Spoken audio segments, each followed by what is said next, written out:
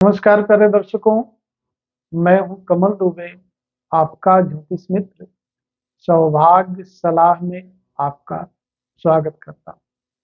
प्यारे दर्शकों, आज आपको राजयोग के विषय में बताएंगे। राजयोग होता क्या है?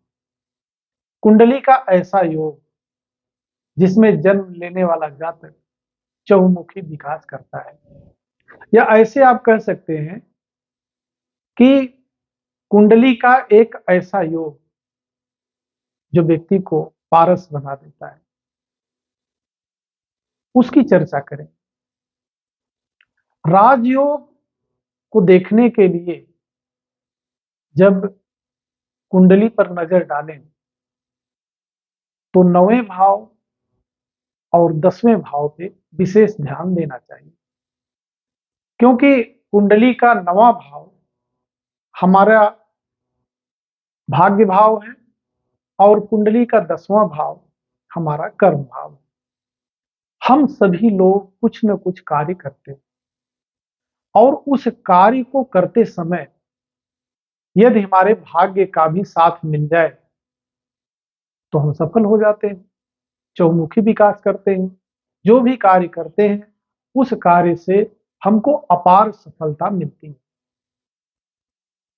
बहुत सारे मकान, बहुत सारी गाड़ी, सुख सुविधाएं, पुत्र पौत्र का सुख, समाज में मान सम्मान, यश कीर्ति, सब कुछ राजयोग हमें देता है। राजयोग कुंडली में कई सारे होते हैं, लेकिन मुख्य रूप से जो राजयोग बनता है वह 9वें भाव और 10वें भाव से बनता है। इसकी चर्चा महाकवि कालिदास जी ने अपनी पुस्तक उत्तर कालामृत में किया है। इस चर्चा को जो महाकवि कालिदास ने अपने पुस्तक उत्तर कालामृत में किया है वह आपको समझाते हैं। प्यारे दर्शकों, कुंडली देखें और उसमें यदि 9वें भाव का स्वामी 9वें भाव में विराजमान हो, 10वें भाव का स्वामी 10वें भाव में विराजमान हो, तो ऐसा व्यक्ति अत्यंत भाग्यशाली होता है। ऐसा व्यक्ति जो भी कार्य करता है उसमें उसको अपार सफलता मिलती है। यह एक बड़ा राजयोग बनता है। अगर ऐसी स्थिति नहीं बनती है, 9वें भाव का स्वामी 10वें भाव में और 10वें भाव का स्वामी 9वें भाव में आकर के विराजमान हो जाए, तो यह भी बड़ा राजयोग बनता है, जिसको हम लोग बोलते हैं परिवर्तन राजयोग। ऐसी स्थिति नहीं बनती है, 10वें भाव में 10वें भाव के स्वामी के साथ 9वें भाव का स्वामी विराजमान हो जाए तो यह भी अत्यंत श्रेष्ठ राजयोग बनता है। ऐसा नहीं हो, 9वें भाव के स्वामी के साथ 9वें भाव में 10वें भाव का स्वामी भी विराजमान हो जाए तो यह भी अत्यंत श्रेष्ठ राजयोग बनता है।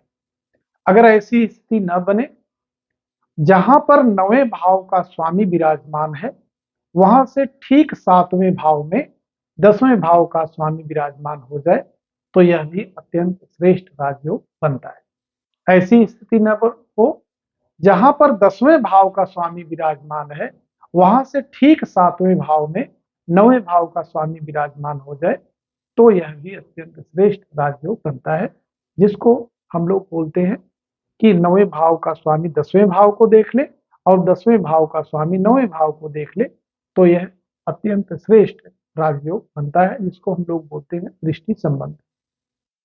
अगर ऐसी स्थिति न बने तो 10वें भाव या 9वें भाव का स्वामी लग्न में आकर के विराजमान हो जाए और लग्नेश भी साथ में विराजमान हो तो भी यह अत्यंत श्रेष्ठ राजयोग बनता है।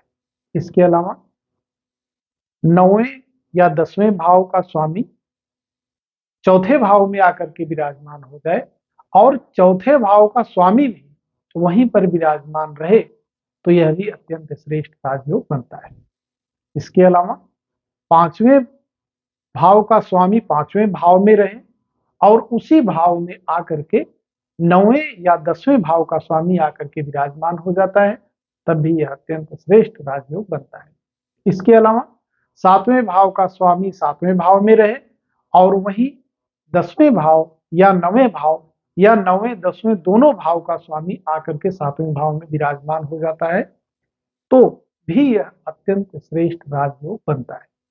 यह ध्यान देना पड़ेगा, यह राजयोग भंग तब हो जाता है जब 5वें भाव का स्वामी या लग्न का स्वामी या चौथे भाव का स्वामी या 7वें भाव का स्वामी की दूसरी राशि 8वें भाव या 11वें भाव में न आती है। कहने का मतलब है कि अगर एक ही ग्रह दो भाव से संबंध बनाता है और उसमें एक भाव 8वां भाव हो या एक भाव 11वां भाव हो, तो यह राजयोग भंग हो जाता है। आप अपनी कुंडली में देखें कि आपकी कुंडली में कौन सा राजयोग बना है।